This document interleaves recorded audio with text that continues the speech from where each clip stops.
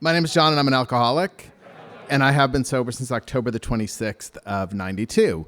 And in the words of Ann Swanson, that is the truth. And it is a by God miracle, and nothing's changed but my entire life. And to get all of that out of the way. And I hope it's not the only truth that I tell today, but, it's one of those things. My experience was that if I had known I was going to have to recall it, I wouldn't have drank so much and gone into so many blackouts. And I was a lying little kid. I loved to lie as a little kid. If the truth was the easier thing to tell, I would still lie. And if you can't reconcile anything I say with the first 164 pages of the Big Book, which is where technically Alcoholics Anonymous is found, and in the other literature and all of that, disregard it. It's my opinion, all of that. And I have a lot of opinions. And what's interesting is more will be revealed. And a lot has gone on in the past few weeks in regards to enlightenment about my experiences and who I am, and an openness to think differently, both about the past and the future. And I'm grateful for that. And so I'll do my boilerplate start. I was born September the 19th, 1965 at St. Francis Hospital in Hartford, Connecticut. I'm the youngest child of John and Joan Paulides. In the words of Eileen talking about her parents, Harry and Harriet, they were a match set. There was a time when I believed they shouldn't have gone on a second date, and 60 years of marriage later, I truly believe they were meant for each other. My mother likes to be disappointed, and my father likes to disappoint. And my sister sent me a picture she pulled in the driveway yesterday, and my mother's there in her I don't know if she's sitting on her walker or in a wheelchair or in another chair, pointing at things for my father to rearrange in the garage. And so I'm 56, my sisters are 57, 58, 59, and my parents have been married for 60 years. Also in 1965 in Connecticut, birth control became legal. And despite the Pope's edict regarding it, my mother took it and never had another child. And I talk about being willing to think differently about the past. And I was talking to a cousin of mine, and a few weeks ago, his aunt died. His mother was married to my father's brother, and she was my godmother. And they got married 3 weeks before I was born, and had trouble having a child. And I knew when we were kids that he wasn't as close to his cousins on his mother's side of the family as he was to the Paulideses. And he revealed to me that he found out recently that it wasn't always the reason why he thought. It was that his mother's sister accused her of taking birth control, and it set off this family rift because that was just the worst thing you could do. So here's my aunt, unable to conceive a child, which is the most important thing in 1960s Connecticut Catholicism you could do, and her sister is judging her wrongly. And that kind of sums up my family. And that may be more the extended family, but that's my family in general. You've disappointed me. And sometimes I just wish I'd gotten hit as a kid rather than just being disappointed. I say that lightly, but, and the other thing is that what I've come to believe very recently is that God put me on this earth to become a member of Alcoholics Anonymous, because from the get-go, he put me on this path with other kids who became members of Alcoholics Anonymous or died of alcoholism. When I was a little kid, we lived in North Granby, Connecticut, a town of 500 people. It had a town center that consisted of a library, a post office, and an apple orchard. It was really as idyllic as it sounded. There were 4 families within about a mile or two of each other on this country road, which my parents still live on today. It's a state highway. They live 15 miles further south on that road today. But there were and I'll use last names and because it's not really, I'm not going to go full depth into it, but there were the Kittlesons, the Taggarts, the Birds, and the Paulideses. All 4 wound up having sons who were alcoholics. 2 died of alcoholism, and Russell and I are sober members of Alcoholics Anonymous. And it was idyllic, and it was a great place to be up to 4 years old. We lived on 4 acres. It was on the side of a hill. Like, I saw a picture from when I was a little kid. I don't know, maybe it was Easter, and just stunning panoramic beauty. And we moved when I was 4 years old to the town where my dad was in business. My dad's family was in the car business. He's still in the car business since the business was up. My grandfather opened it in 1924. It's still there. Nobody still gets along inside of it. My dad ran it with his brother for 50 years. They never got along. He now runs it with my cousin. My dad's 85. He won't let go. And they still don't get along, and which is why I was talking to my cousin the other day about, could you talk to your father, please? And it was actually, can you talk to your father and your sisters, please? And you know, just a lot of bad feelings. You know, a lot of bad feelings in that. My dad went away to college, and just to kind of give you some perspective of family alcoholism. You know, both of my parents in 1946, lives changed because of alcoholism. My mother's father died in an elevator accident at work. It was newspaper worthy. There's a story about it. It referred to him as having gotten giddy, which meant he was probably drunk. And he fell in this elevator shaft and he was killed. He was missing for 3 days. And so that was my mother's childhood. Also in 1946, my father's brother, his oldest brother, was killed in World War II and the MPs arrived on his 9th birthday. And his mother fell into the depths of alcoholism at that point in time. And she didn't come out of it. She never came out of it. She was a mean, nasty woman, unfortunately. But she stopped drinking in 1962. In 1962, she stopped drinking after she kidnapped my sister, my oldest sister, at her christening because she didn't think my mother was a fit parent. And so my father's only living brother, my Uncle Billy, was a mean, nasty drunk. Just a mean, nasty. He drank out of a sense of anger. My mother's brother, my Uncle Patsy, was a very lighthearted drunk. He got sober in 1982 and stayed sober until he died. You know, he was my Uncle Patsy. He was, you know, in 1993, I went on a trip with my mother to Boothbay Harbor, Maine, and we were in the car. And for whatever reason, I was 9 months sober, and I wanted to introduce her to Alcoholics Anonymous and listen to the story. And she's like, I just don't understand. I gave you a perfectly good childhood, and still you became an alcoholic. You didn't have a childhood anything like that lady on that tape. I gave you, but she's like, it doesn't surprise me. All the men in my family have been queer and drunk. And my mother's one of about 20 first cousins, of which there are 5 males. All the rest are females, 20 or 25, I don't know. There's, you know, they're all Irish. There were 13 kids. I think 10 lived to adulthood. Half of them didn't get married. And so there were these 5 men. Sean, one of my cousins in Ireland, the only one, not an alcoholic, the only one to marry a woman.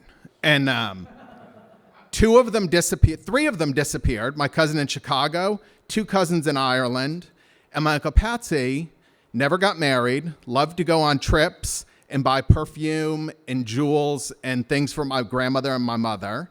Only ever had one girlfriend that I remember. Her name was Fran, Patsy and Franny. Patsy worked as a secretary at the light company, my uncle, and she was a lineman. And she drove a muscle car. And so one of the cousins in Ireland, one day, sometime, I don't know, 10 years after he'd gone missing, someone stumbles into a pub in another county, and there's my cousin Sean.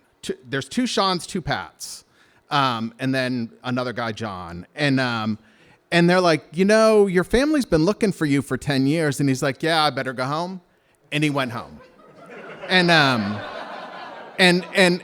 that's my family. So we move into this town. And interestingly, my parents have lived in this house since 1971. The next door neighbors, Harry and Harriet, have lived in their house since 1954. Harry died this week at 90 years old. And it's interesting. I don't give a shit about Harry, but other than he taught me the importance of a well-mowed lawn and a clean car. He had shitty kids and who grew up to be decent adults. They were shitty neighbors as kids, though. And so we moved to that house in 1970. I started kindergarten. In kindergarten, I go off to Laurel School, and I meet Michael and Joe. And they became my two friends. And both Michael and Joe, Michael died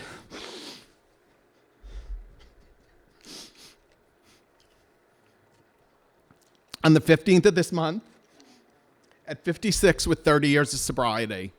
And Joe has struggled to be in and out of Alcoholics Anonymous. And you know, and I think back to my grade school. I went to a little Catholic school. There were about 30 of us in it. So Joe and Michael and I, since kindergarten, 1970, 51 years.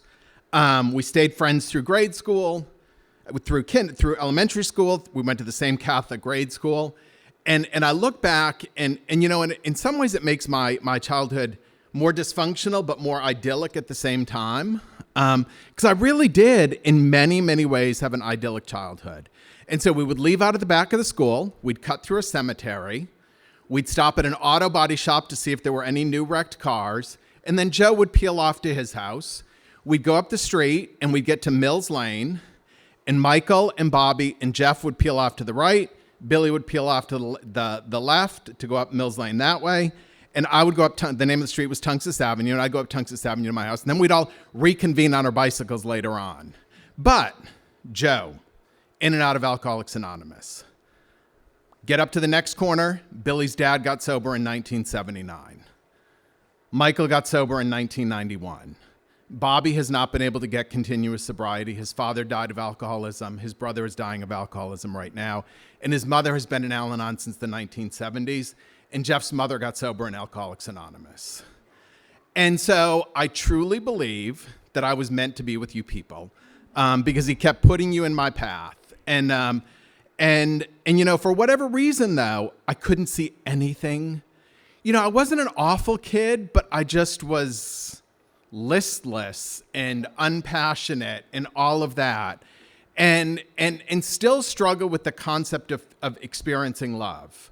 And yet it was shown to me every minute of every day, not in this perfect movie, sappy, I love you, you're my son type of way, but you know, everybody was there. It was incredibly stable.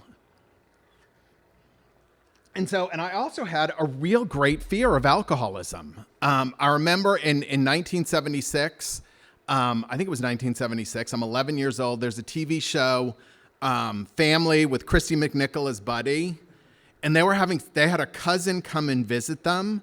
And the cousin was a teenage alcoholic. And like, I can remember the scene where she goes downstairs and breaks into the locked bar and all of that. And I had a cousin who was going to come out from Chicago and visit us. And I was terrified that she was going to be like Buddy's cousin. And yet that was me. I was that person. I was afraid of myself. And when I was about 14, I took a drink. It wasn't a big deal. When I was 16 or 17 was when I really first started drinking. I tell the story, it was the spring of 1982. I was with my sister Joni, and Amy Chambers, and Cheryl Weisenberger, and Sharon Christofak, and Amy's 1974 Chevrolet Malibu, which Amy doesn't even remember having a 1974 Chevrolet Malibu. And we went to a party on Trout Brook Road in West Hartford, and I became 6 foot tall, and I was more naturally blonde, and I talked to football players, and it was the perfect night. And it was, and I thought about this the other day. I was walking, I was outside, and it was one of those beautiful mornings, and it was 72 degrees and sunny, and there was a light breeze. And what alcohol did for me that night is inside it was 72 degrees and sunny with a light breeze. That's the way I felt inside. And what I can also tell you is throughout the next 10 and a half years, that was about the only night that I felt that way. The next, I would have moments of feeling like that in the early part of the evening, maybe. that would quickly change to something else. And in high school, drinking was great. I went to an all boys high school. Depending upon what you want to believe, I want you to believe. I could tell you I went to a prep school, or I could tell you I went to a seminary high school, which is the truth. Both of those are true. But really what I went to is this school that had long since passed its mission. Boys were no longer, going through this high school with the idea that they were going to be priests. It was a reform school for Catholic boys. We were the boys that they did not want in the general public around young women for two reasons. Either they were boys that liked young women that shouldn't be around them, or boys that didn't like young women. I remember going to these dances, and these boys would go up into the chapel and fool around with the girls, and I just stayed in the corner downstairs and drank. And so it was great. We would get together. It was a huge building. We would go back to the school. We had a room in the basement that we would go to, and we'd sit in that room and drink and run around in the fields and pretend we were, I don't know what we would pretend we were. And, we would have games to see who could get the most amount of name peed into the snow. And Jim Leahy always won. And I'm in touch with all those guys today, and most of those guys today. And I kind of fit both worlds because, there were guys that in high school that were gay that were much more open about it than I was. I was terrified of it. And I'm friends with all of them, but they're not all friends with each other today. And it's kind of an interesting place to be. But that has nothing to do with anything. So I go off to college. College was great. I failed out the first semester, 0.94 grade point average, broke my foot the second week. Don't know how I did it. I can remember, my mother coming up to visit around that. And it's one of those things, just to kind of give you an idea of my family. I broke my foot. And for whatever reason, I would see my sisters involve my parents in all of their problems way too early before we really knew what was going on. And I decided, for whatever reason, I had this independent streak that I'm going to get this all taken care of. And once I know what's really wrong, I'm going to let my mother know. So I'd gone to the doctor. I was set in a cast. I get back, and there are frantic messages from my mother. So there was a guy on my floor whose friend from high school was on my sister's floor in college. He told Carol Manning. Carol Manning told my sister, and my sister told my mother. So before I'm back from the doctor's office to call my mother and tell her I have a broken foot, she knows I've gone to the doctor and something's wrong, and she's in a state of panic. And so that kind of gives you an idea. My mother, you cannot escape that woman. She will eventually die, and I still won't be able to escape her. And I don't say that. She's not in great health, and I don't say that to be too light about it. I adore my mother for all of her flaws. And so, I remember her talking to me and saying, if it sounds like you're having as much fun as you are with these, your roommates and your hallmates, you're going to be living across from me next semester. And I was. That 0.94, I came home, I'd had my head shaved because I got drunk and passed out, and a hockey player had promised that if I passed out in his room again, he was going to shave my head, and he was a man of his word, and he shaved my head. I didn't notice it at first because I was more noticing the magic marker that was covering me, but that was an every weekend occurrence. I would get passed out, and people would write on me with magic marker, and it was just the way that it was. But this particular day, I get in the shower, I'm washing the magic marker off my face, which was the easiest to do, greasy teenage face. Some of the rest of it was harder to get off. And I go up and I feel it, and I'm like, I don't have any hair. And that was how I arrived home from Merrimack College in the fall of 1983. And so I took a semester off. I was able to go back. Just to kind of give you an idea of what my drinking was like, I was talking to Patrick McSee about someone that's a high up at his company. I was asking, is that a good job? And it was this guy, Dominic. And one of my memories of Dominic is I threw up in his refrigerator. And another is I went to school with this girl, Marilyn O.C. And Marilyn was lovely. Interesting story. She went off to college, and her roommate, who she had known in high school, also goes off to college. Marilyn's mother was a widow, and Janice, her roommate's father, was a widower. They meet this particular day that they're packing their kids in, and within 6 months, they're married, bringing together a combined 18 kids. And so Janice and Marilyn were sort of sisters. But Marilyn, I remember being at a party one day, and she was showing her beautiful new ski coat that she got, and I threw up on her. Flash forward another year. We're out of school at this point. We're in Tom Terry's basement. It's New Year's Eve. It's probably the first time I've seen Marilyn since we all graduated, and I threw up on her a second time. And there was nothing vomit-inducing about Marilyn. She was a lovely woman.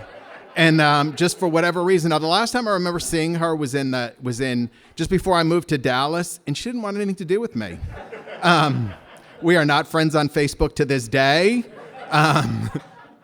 And that's okay. And that's okay. Another, because it's coming up on an anniversary of it, is Hurricane Gloria, which was the end of September in 1985. And I made the fatal mistake of being an underage drinker of a hurricane coming, and liquor stores were going to close, and I wasn't properly prepared with liquor. And so I was in this position of desperation of having to get whatever I could grab, which meant I drank with more desperation as usual. And one of the things that's unusual for someone my age, I did very few drugs. That was also the first day I did cocaine. So flash forward, the hurricane passes through. We're all outside in the middle of it, watching the trees sway. We're all drunk. I think we were playing football, which I was definitely not good at, but it was fun. That was fun. I enjoyed being bad at sports, and the people and I was grateful. I'm grateful to always have had in my life the kind of guys that they really didn't care. They were just in it for a good time. They could see that I was going to have a good time in that. But this particular night, I was at a party. There was a fire alarm. I'd stolen all of the liquor, and I stole a bunch of liquor from this party. It was back when you wore, I don't know if you remember, in 1985, it was very big to wear medical scrubs, even if you weren't a doctor. So I was wearing scrubs, and I can remember putting the bottles in my pants and tying it up and going out for this fire alarm. And I was supposed to be going on a retreat with this religious organization, because I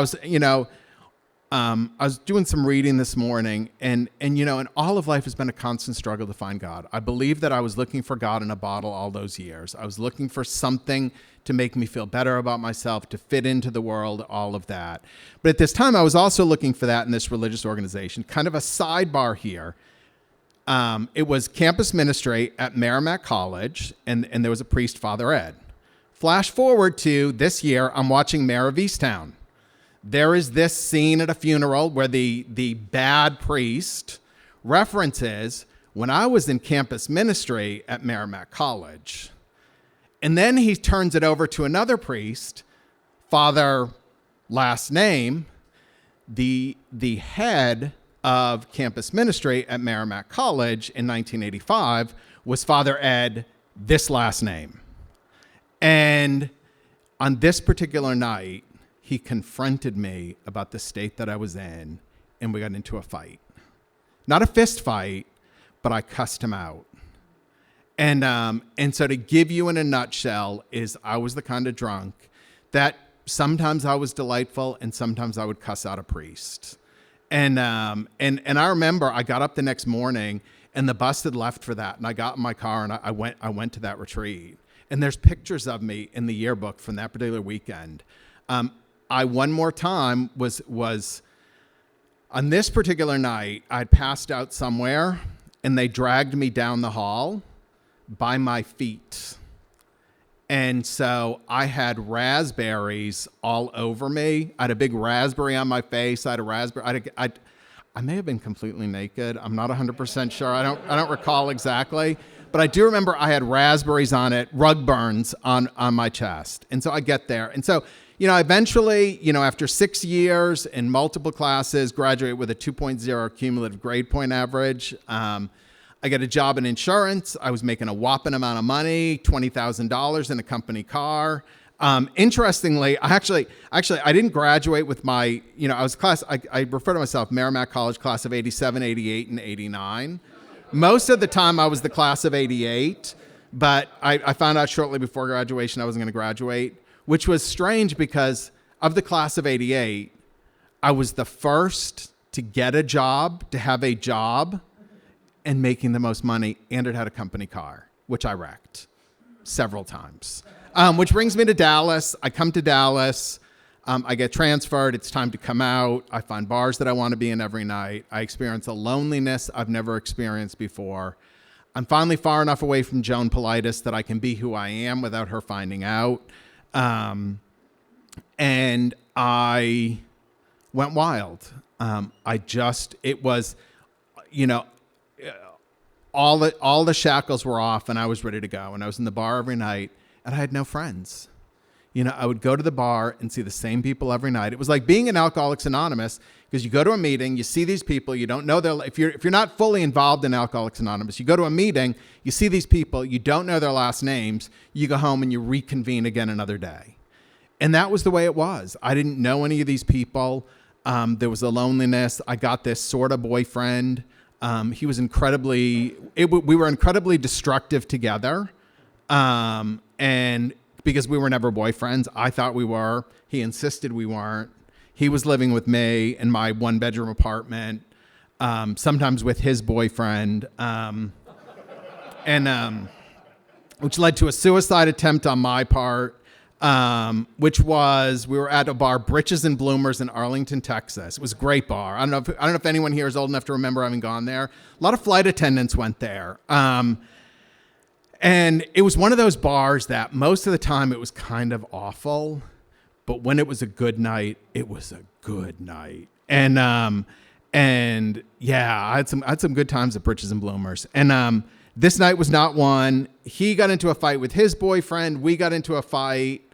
I decided I was going to show him. I took off in my company car. I'm drinking a bottle of tequila, and I decided I was going to kill myself. So as I'm driving down this street, I see this grove of trees ahead of me, and I take off my seatbelt so that the impact will be greater, so that, because seatbelts can fuck up a good suicide by car accident.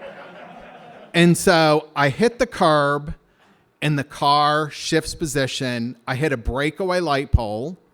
I cross over the median, and I wind up facing the wrong direction on the wrong side of Lamar, just across from Six Flags in Arlington.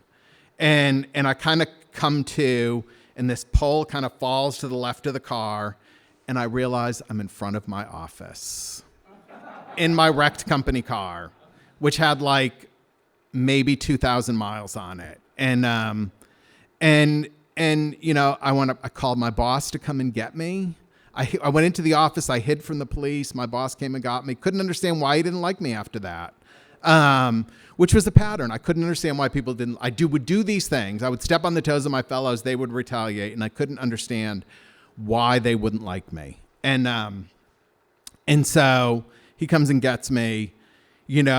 Life goes on, and it's the same. I move to a different set of roommates. That doesn't work out. I move to another roommate. That doesn't work out. My geographics were move across Irving, and then the smartest, which it was kind of smart, I finally moved to Oaklawn because I'd had a DWI, because then I could either walk to the bar. I would walk to the bar, and with $10 in my pocket and tucked in a secret place in my wallet so that I wouldn't spend it, so that I could take a cab home.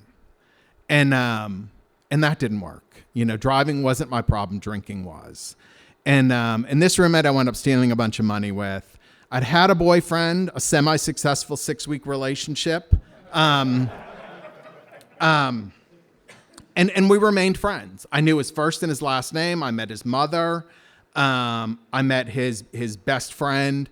His best friend was a masseur at Oaklawn Myotherapy at 2727 Oaklawn.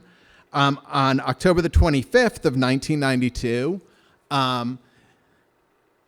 shit had come to a head at work. All of my behavior had caught up with me, and they wanted me gone. And so it was made clear to me by my direct manager that I would go into work the next morning. His manager, the office manager, would ask me to resign. And so, that particular day, it was one of those days where I hear it so much. I shook all day. No amount of alcohol would stop the shaking, and no amount of alcohol was getting me drunk.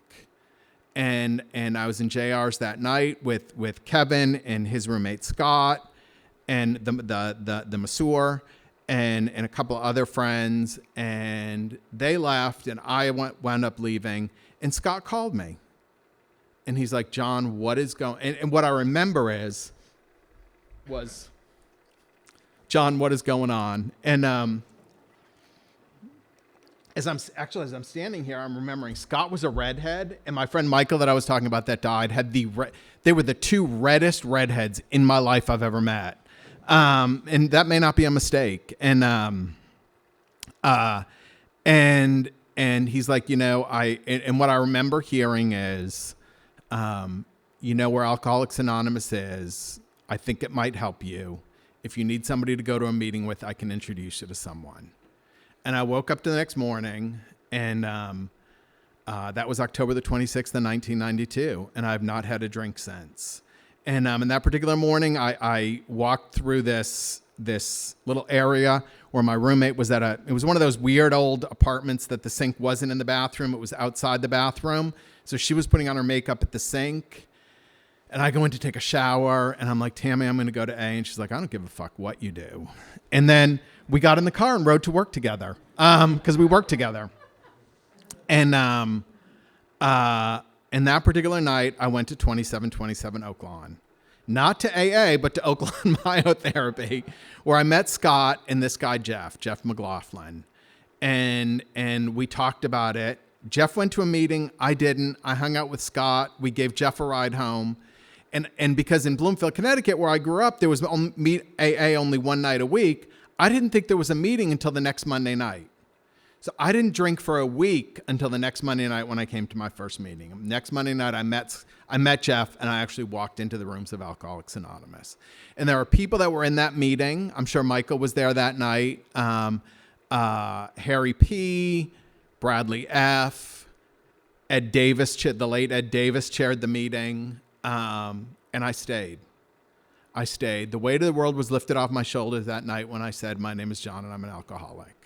I went back to a meeting after that. There was this very attractive man, John A., who was chairing a big book study. It was his first night chairing it. He'd made a commitment to chair it through the first 164 pages of the big book of Alcoholics Anonymous. And based on what I saw that night, the presentation of Alcoholics Anonymous via John Adams' cute face, I was committed to stay through the first 164 pages of the big book. And I did. God does not work in mysterious ways. Sometimes he is just blatantly obvious. I stalked John Adams for a couple of years. Actually, yesterday I was killing some time. I drove by John Adams' house. I strolled down memory lane. I had a friend, Carrie.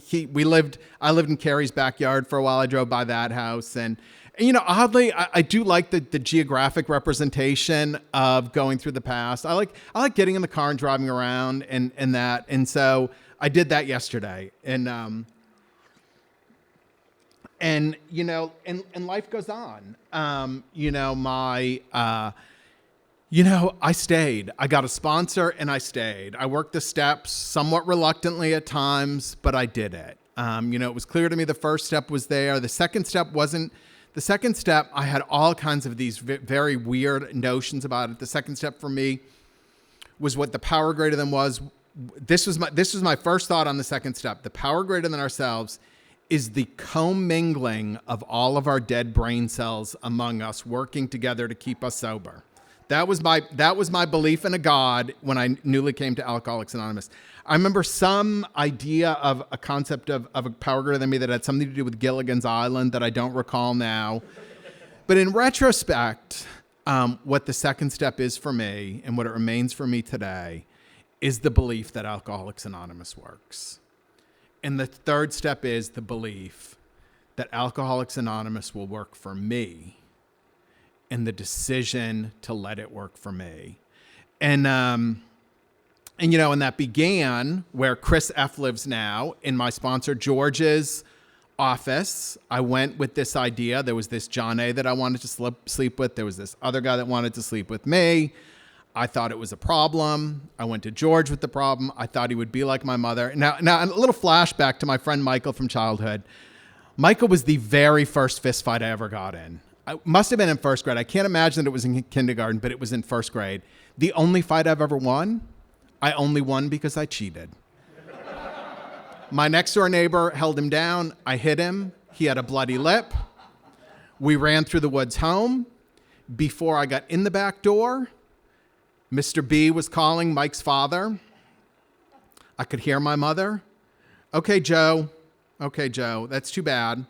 Okay, we'll get in the car and we'll come over. And I had to go over and I had to apologize to Mike. And I thought that...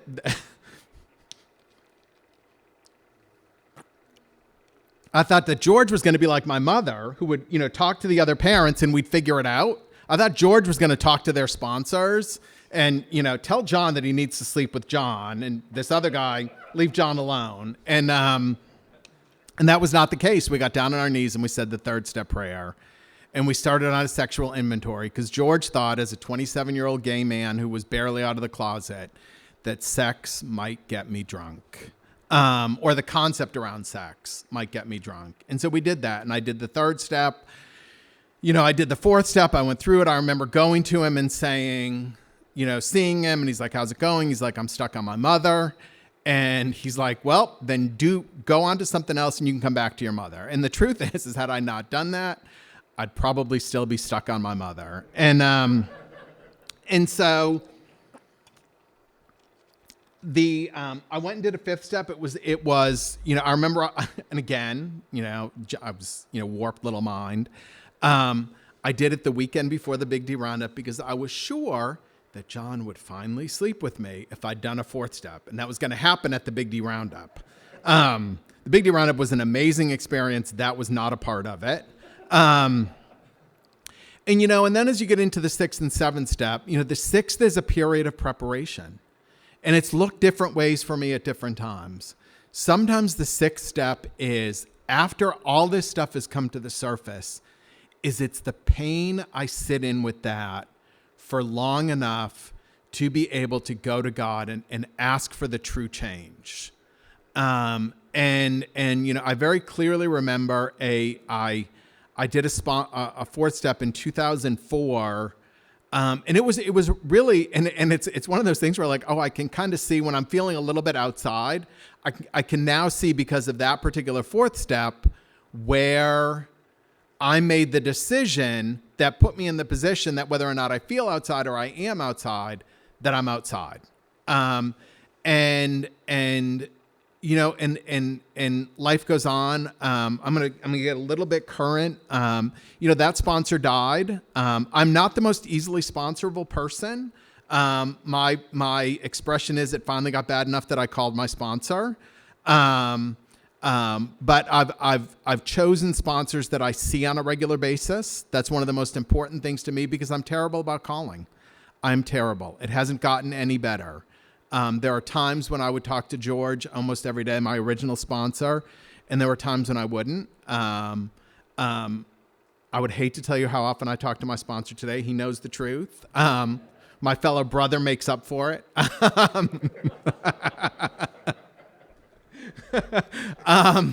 Sorry, Steve. And so, to get current,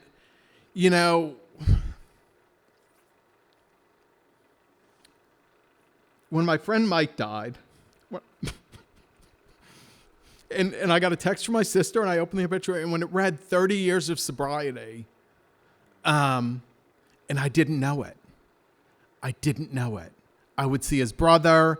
I ran into him once in the last 30 years. We went our different ways. He didn't still live in the town that I grew up in. His brother did. That's why I would occasionally see him when I would be home. And his brother's a lot older, and he's as close in age to my mother as he is to us. And so he and my mother were on committees together and that. And so I would see his brother, but it never came up. You don't come up, oh yeah, my brother's a member of Alcoholics Anonymous. How are you doing?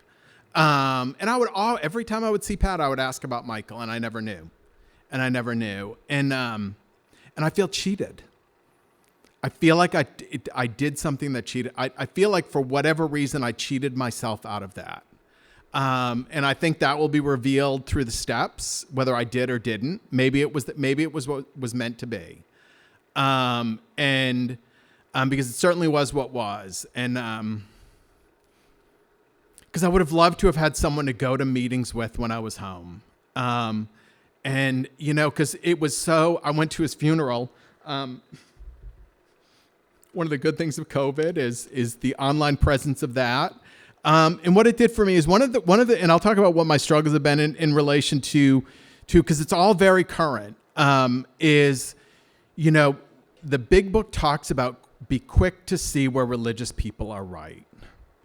And Michael fell into a community. My mother was very upset that he wasn't buried in the Catholic Church, which is very like my mother. He was buried in a Methodist church. His wife is the church secretary there. And so he was fully enveloped in this community. And while I was waiting for the online stream to start, I just happened to pull up on YouTube the last Sunday service, and I watched this priest talking to a little kid on the altar about how you fit into the world as part of his sermon. And where it's been a struggle for me recently to see where the big book talks about people of religion, be quick to see where there's something to the effect of be quick to see where they're right. That opened me a little bit to see that. And then, I watched this service of my childhood friends, and my God, when his brother talked, he could have been doing my eulogy. Michael loved cars. It was the most important thing to him, and not the most important thing. That's far from the truth, but it was Michael that taught me how to wash a car. My next door neighbor taught me the importance of a clean car. It was Michael that taught me how to wash a car. You start with the roof, then you do the hood and the trunk, then you do the sides, and you do the tires last. And his brother talked about Michael did everything fast. He walked fast, he talked fast, except wash his car, because that was important. He did that slowly. And just how parallel we were, despite the fact that we went mostly different directions in life, except for alcoholism. And what it did is going back a few weeks, Kathleen was doing the steps at We Are Not Saints. And this particular night, I was at the table with her, and she talked about, she was talking about her family, her mother, and talked about how tied do I want to be to the story that I've always told. And that really struck me, because I've been able to tell a pretty pat childhood story. But how tied am I to that as being the only truth that existed in that story? Or are there greater truths that I'm yet to know?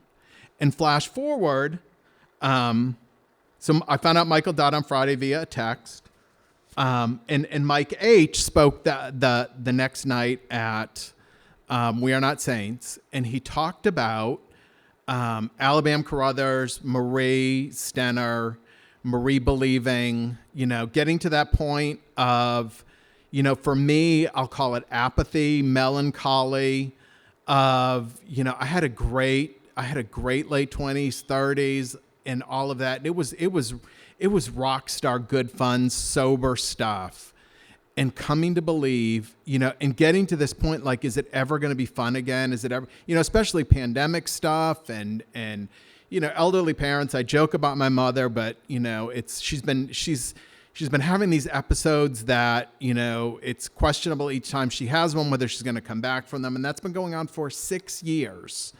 And am I ever going to be okay again? And Michael talked about, Alabama, saying to Marie, you talk as if the best is the best has already happened. I've been your sobriety.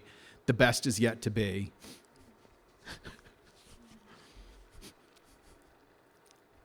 And he talked about, go home tonight if you're struggling and ask God to remind you that the best is yet to be. And I did that. And although nothing dramatically has changed, the best is yet to be. I am 29. I'll be 29 years sober, God willing, next month. I'm 56. Based on my family, I could, God willing, see 60 years of sobriety. The best better fucking yet to be. Or it's going to be an ugly fucking, excuse my language.